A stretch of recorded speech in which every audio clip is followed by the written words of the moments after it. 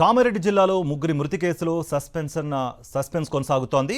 అడ్లూరు ఎల్లారెడ్డి చెరువులో రాత్రి కానిస్టేబుల్ శృతి, computer operator Nikhil మృతదేహాలు లభ్యమయ్యాయి. ఎస్ఐ సాయి కుమార్ కోసం పోలీసులు సర్చ్ ఆపరేషన్ కొనసాగించగా ఇవాళ ఉదయం ఆయన మృతదేహం లభ్యమైంది. దీంతో వారి కుటుంబాలు షాక్కు గురయ్యాయి.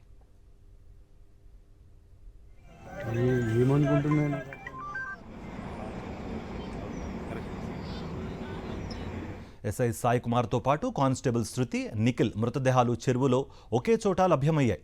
ఈ ఘటనపై మృతుల కుటుంబ సభ్యులు భిన్నాభిప్రాయాలు వ్యక్తం చేస్తున్నారు. సాయి ఆత్మహత్య చేసుకునేంత పిరికివాడు కాదని, శృతి, నిఖిల్ ట్రాప్ చేసి అతన్ని పిలిపించి ఉంటారని అతని బంధువులు ఆరోపిస్తున్నారు. మరోవైపు శృతి చాలా ధైర్యవంతురాలని, ఆమెను చంపి ఉంటారని ఆమె బంధువులు అంటున్నారు. నిఖిల్ బంధువులు సైతం ఎస్ఐ, కానిస్టేబుల్ వైపే వేలెత్తి చూపిస్తున్నారు.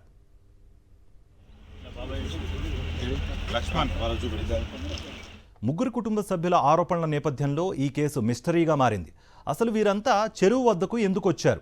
ఎవరైనా ఒకరు ఆత్మహత్య చేసుకునే క్రమంలో కాపాడబోయి చనిపోయారా, లేక ముగ్గురు కలిసి సామూహికంగా సూసైడ్ చేసుకున్నారా అన్న కోణంలో పోలీసులు విచారణ జరుపుతున్నారు. మరోవైపు శృతి ఒంటిపై గాయాలు గుర్తించడం కేసు దర్యాప్తులో కీలకంగా మారింది.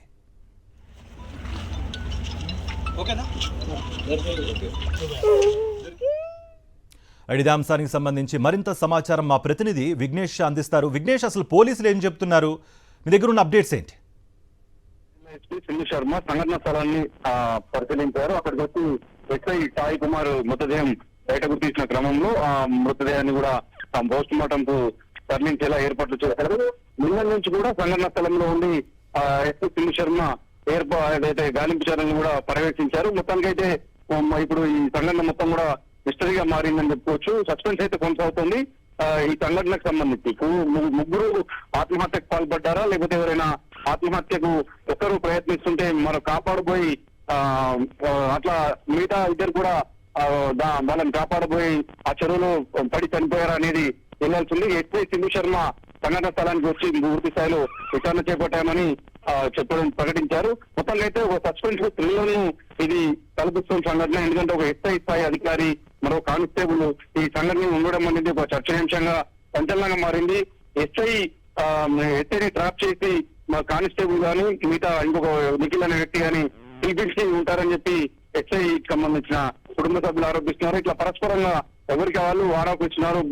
తమ వాళ్ళు తిరిగి వాళ్ళు కాదని, ఆత్మహత్య చేసుకునేంత తిరిగి వాళ్ళు కాదని తమ కుటుంబ సభ్యులందరూ కూడా క్లెయిమ్ చేసుకుంటున్నారు. పరస్పరం ఆరోపణలు చేసుకుంటున్నారు.